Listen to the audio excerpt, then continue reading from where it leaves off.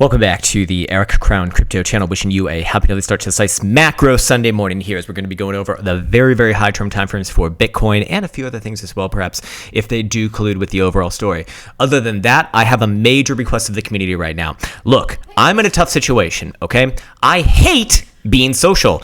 I hate it more than getting my supply tapped. And you know what? Elsa set up some damn social events with her and her friends for me today. I've already used my favorite excuses, which is food poisoning and also doing my own laundry. So please, before we get into this analysis, let me know, how the hell do I get out of this, man? I don't want to go. I really don't want to go. Anyways, without further ado, let's just jump right into it and start off with the accumulation distribution indicator chart on the monthly here. This is the big one. This is the big one for the macro that we've been following. I mean, it's been like a year now, basically. And what is it? Well, it essentially has given us major notice for macro shifts and directions, all of which have been pretty damn on point for Bitcoin's history. In this case, what we're looking at is this indicator right here, the accumulation distribution indicator chart. And anytime that we've seen a slope change in the extreme zone, so that would be the green zone or the red zone here, respectively, those have aligned with macro shifts and directions from high to low and low to high, obviously. In this case, we're most interested in the red zone going from a downslope to an upslope. Now, what's most interesting about this particular instance in history, this month of March, that is that we saw our first slope change from down to up. But before I go on, I should probably, show you what these things have kind of operated like in Bitcoin's history. You can see right here that all these green vertical bars correlate to the first twist that we've seen, where you got that initial downslope switching into an upslope. And on the chart, you can see that did mark off that the low, the macro low, was actually already in. In many cases, the low, or the macro low, I should say, was reasonably retested. In fact, 2 out of 3 prior times. Or I guess more like maybe, about 2 out of 4 times actually. But ultimately, the low was in and not closed below ever again in Bitcoin's history. Now, to be fair, we only have 13 to 14 years of price action history here, so it's not a whole hell of a lot, but so far so good. You can see in all these cases, again, the low was actually already in on a closing basis, so that would suggest that in this particular case, 17 or like $16,000 on a closing basis, probably going to be the macro low based off of this, if you're going with the statistics and probabilities that this does align with. But just like we saw over here in 2019, for example, the low was already in after the slope changed right here. It was retested, again, I would say reasonably close the next couple months. And I'd even say that in March 2020 as well. Similar thing over here in 2014, 2015, right? This was a slope change. Here was the low on a closing basis. It was retested over here.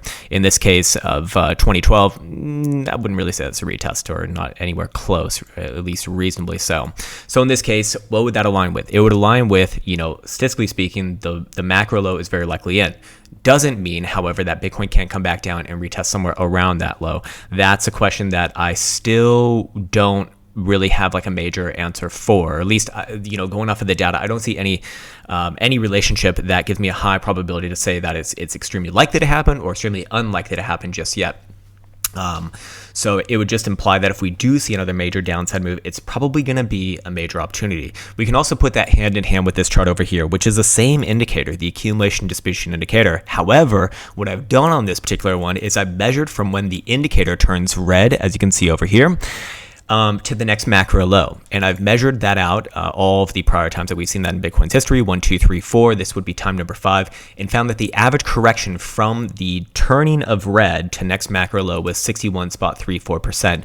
What's very interesting about this current iteration is that from the time that it turned red, which was in May of last year, 2022, so literally just about 1 year ago, to the current to the current low was about a 61.63% crash. It's a fucking crash, man. Like there's no and ifs or buts about it. It's a fucking crash, man. Just hold on, guys. No problem. It's just another higher low on the monthly. Yeah, except we're down 60%. So, great job. Great job. Anyways, in this case, that's pretty on the nose. That's pretty on the nose in terms of percent of correction.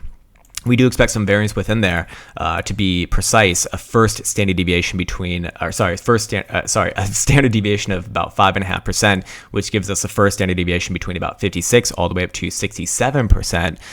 So if it, it's within the context of things, obviously, but if we were to have another like 5% dump off to kind of fulfill the tops end of this, obviously that would put things much, much lower. But based off of the prior chart, I said that's unlikely. At least it's not the high probability scenario as of right now. Taking this one step further, we can reference another fundamental indicator over here. And thus far, this has only been fundamental indicators. This is the MVRV. So this is the market, the market cap versus realized cap.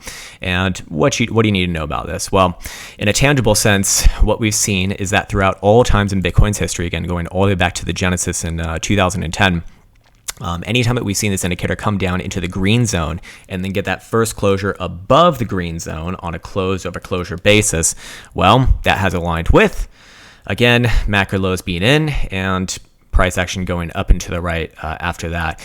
In this case, this one typically happens, decently after the actual macro low on a weekly basis. You can see over here that we actually got our first closure outside of it after being within the green zone for a while. Actually, as of last week, I believe this was, wait, what? That was not last week, but this was like 2 weeks ago. Yeah, about 2 weeks ago. And now it's coming back inside the green zone for this week, but that is okay. We've seen that happen before, namely back on over here in 2015. The main thing is, after spending a lot of time within the green zone, boom, closing above, retest, boom, and then onwards and upwards from there. And that, again, was an indication that actually the real rally was ready to begin. In one case, we did see this one, I would say, reasonably retested. That was over here in, of course, 2019 and then 2020. So in this case, this would suggest that Bitcoin probably works its way sideways and up from here. Invalidation, obviously, is going to be below about 19.5. Anyways, moving on now. Let me just get my damn notes back up and flying around. Yes, okay, so let's get on to the next chart here. This would be the old rainbow chart. The old rainbow chart, or do we want to go over the rainbow chart or the pi cycle? Well, whatever. We'll go over the rainbow chart first. This one's just kind of measuring out the time to the next halving and putting it in nice colory fashion. You can see that when things turn or start to get very mature within the blue color, the darker blue color, I should say, the lows are being put in, and Bitcoin's kind of going through like a choppy sideways, long-term sideways, I should say, reaccumulation. Or sorry, I should say accumulation in this case, and then getting ready for like the next major move, probably coming within the next year to year and a half. Historically speaking, that's what we kind of have seen from here. I would say that a counterpoint to this would be kind of back in 2011. Obviously, this was not that helpful here, but you could also say as a counterpoint to that, Bitcoin was very, very young within that relationship, and it actually did hold true within this particular zone right here, coming off of those highs. But ultimately, the point that I'm trying to make right now is that, we have seen a little bit more than 50% of this blue zone occur, which in all cases, even going back to this one, the low for that particular cycle was in. So again, long term, we're probably looking at a lot of sideways chop for a while, which fair enough. You kind of expect that after, having about a year, a little over a year, just straight down, throughout basically all of 2022. Anyways, moving on to the next one, we can now reference the pi cycle high and low. I think a lot of people are aware of this indicator on the high side. It's been calling Bitcoin's macro tops pretty damn well throughout the full history of it. More recently, it called the top over here in April of 2021 before that, 40 to 50% move to the downside, crash, you might call it.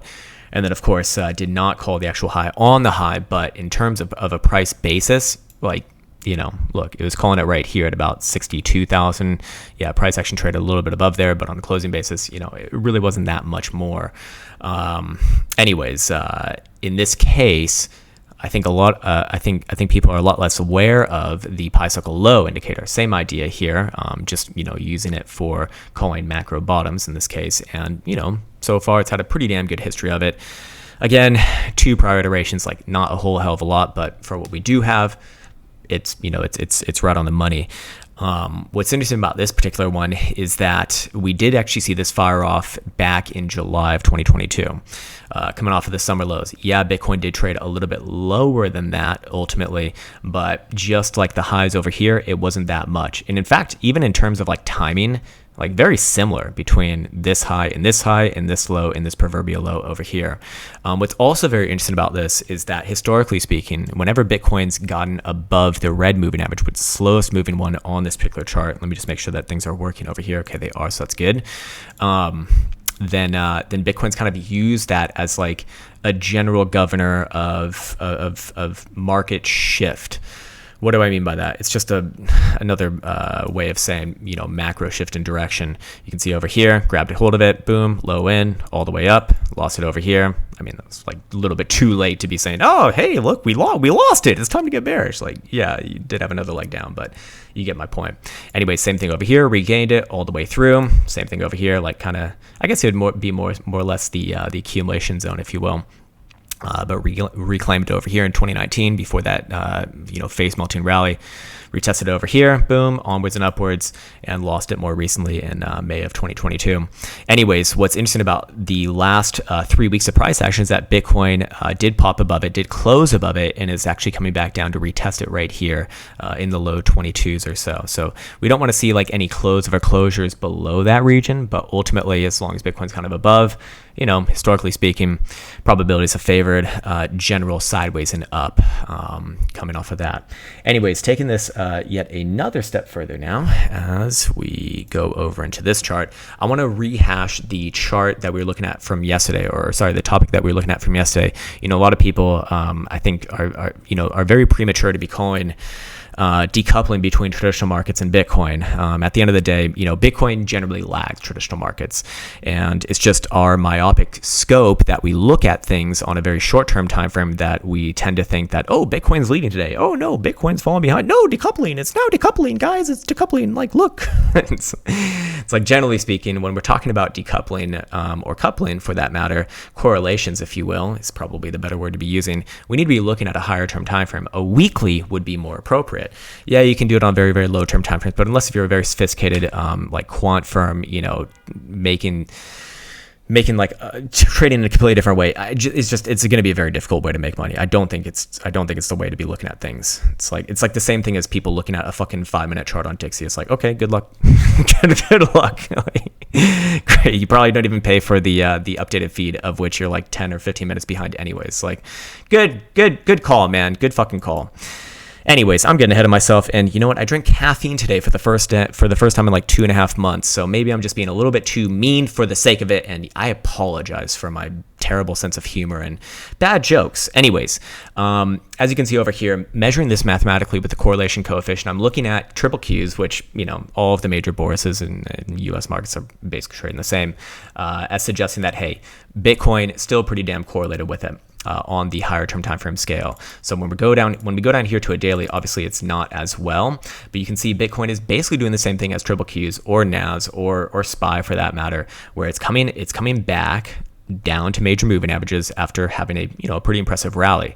If we go over to, this is like literal Bitcoin chart right here, very similar, right? If you look at it from a moving average perspective, pops all the way up, new high, comes down to the 55. So far so good. Although I really wouldn't moon a mind. I can't speak. Again, it's like a problem. I wouldn't mind a move, personally speaking, or it wouldn't be like offsetting for Bitcoin to come down, even another leg lower into like the upper 20s or low 21s. That'd be completely fine. This is CME charts right here, which I do think is like a better representation of that. Anyways, going back to triple Q, or I mean, we could really pick any of them. We can see that on the over the long term, high correlations do exist, and for the very brief periods of negative correlation, it's really just marking off major highs and major lows, actually.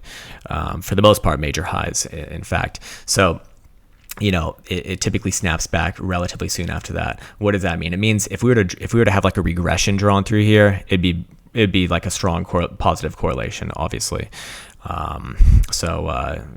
If we could probably get an R squared on that, but I think also just like visually looking at it, yeah, it's pretty fucking obvious. Anyways, the point is that when we're looking at triple Qs, when we're looking at traditional markets, like this is, for right now, this is a higher low volatility coming back down to the 55, what appears to be a nice reversal. So, I'd be looking at this as an indication that traditional markets probably do make another run towards the highs of the past couple weeks, and then we'll see after that. We have a lot of economic data coming out this week and then next, especially with CPI on the 14th, and I think a lot of Fed speakers, or I think Powell is actually testifying on like Tuesday and Wednesday this week. We'll have to reference the events tab over here, which we'll do that when the time comes. But anyways, back into it over here. It does seem to me that things are a little more likely to try for some upside moves in Bitcoin, whether it tries for a higher low, let's say, here at this low 22 level, or maybe a little bit lower, as we just put in. I'll just put it right here, somewhere within this box right here. That'd be completely fine. I still remain with what I've been saying, that I just don't really have any major concerns about Bitcoin having a macro low in, as long as Bitcoin's above like 19.5 on a weekly closing basis. You still got your higher lows above there. I mean, technically speaking, you still got higher lows above like 16.5, but you don't want to see it retrace too much, obviously, if you do want to be, a long-term boolah here. Anyways, moving on to the next one, we got a new closure on the monthly chart, obviously. So the monthly stochastic oscillator has gotten a new tick, and what do you know? It remains with its upside momentum. The current pivot is now at 17,100. Why is this relevant? All of the twists that we've seen in the critical zone to the upside along this trend line here have correlated with macro lows. And in big rallies typically to follow after that within the next half year to a year. In fact, those rallies typically, or on average, have come to the tune of about 250%. Now, again, there's only 3 prior times, and we're talking about a long time frame here. But and personally speaking, I think that would be like way too much to be calling for, or not that you call for anything, but to be reasonably looking for. But within like the next half year to a year, is a move into like the deeper 30s, maybe even low 40s, reasonable. It's not super unreasonable. No, I don't think. Again, assuming that the current lows hold, going off these statistics right here, and as long as this condition is met, I'm not really going to have a reason to change my tune on that. Also in line with all the other things that we've been looking at, obviously. Taking this one step further, we can now go into the bi-monthly chart, which actually did close alongside the monthly just the other day. And what do you know? The bi-monthly did confirm hidden bullish divergence. In fact, I believe we do have 1, 2, 3 drives of it coming off the last few lows. In fact, maybe if I do this and really play with my Jesus toast, I wouldn't say that. All right, I take that back. Jesus toast gets enough love right here. It would suggest that hey, over the next couple of months, we probably do see an extension on this rally. That doesn't mean, again, that Bitcoin can't come back down, to like low 20s or even upper 19s, but probably does make a try either in March or April, somewhere, at least to the 9, which is just below 26 or so right now. You can start to see closures above there, which, hidden bullish evidence could very easily get. Then we could maybe extend that, all the way to this breakdown over here, which is like 35, 36, maybe in like the summer. Anyways. Also on the monthly, we should denote that the monthly jewel continued with its white right here, its white call, which all of the times that it has turned white, again, off of this trend line, which also would be indicative of hidden bullish evidence, have the macro low has been in before that.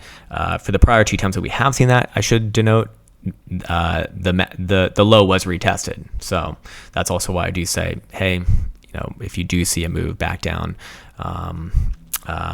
that's probably going to be an opportunity, again, going off the statistics from this one. Hidden bullish evidence on the monthly RSI, again, still exists right here. It does look a little bit weak for right now. And going back to the jewel, actually, for a second, I should denote that the jewel did not turn cyan. It had a chance to, and it will have a chance at the end of this month, but it actually did not turn cyan. So that would be a bit of a counterpoint, maybe on the side of a retest somewhere around the current lows. Also, if we're referencing, or where was it? Was it on this chart? Yeah, it was on this chart. If we're referencing monthly volatility, or sorry, bi-monthly volatility, we've seen that all of the times where, what the hell is going on over here? Oh, I see what's going on. All right. Okay, whoopsies. Anyways, yes, going back into it right now, and we do see that all the times that monthly BBWP has been contracting and switching from a contraction phase into an expansion phase, like you see right here, and crossing that moving average. Well, those have been times where, again, macro lows were being put in and macro moves to the upside were beginning, again, alongside hidden bullish evidence that we do see over here as well. So I thought that was rather interesting. Other than that, maybe we'll end on this particular chart. 20 minutes into this video. Again, I like, Elsa's not here right now. Okay, so fuck her. Look, I need an excuse to get out of this shit because I don't want to fucking go. All right? I fucking hate these things. I hate being social. I fucking hate it. It's not that bad. All right. But, I already did social things last week, so I met my quota for like the next 3 months. Anyways, the daily right here, daily HPDR, still showing the same thing as yesterday. 22.2 pivot. As long as Bitcoin kind of skates its way sideways around that, we might actually see that that correlation start to come back in with Bitcoin getting a bounce to start off this this week, maybe around like Tuesday, Wednesday region. Bitcoin starts to break this region. That's at the point where I'd probably be looking for at least a retest of this low, 21.3, 21.4, and then perhaps a move all the way down to low 20s. But we'll cross that bridge when we get to it. And we'll follow up on the short-term timeframes tomorrow anyway. So that's it for the higher-term timeframes. I want to be wishing you the best as always. Take care, much love, and see you hopefully soon.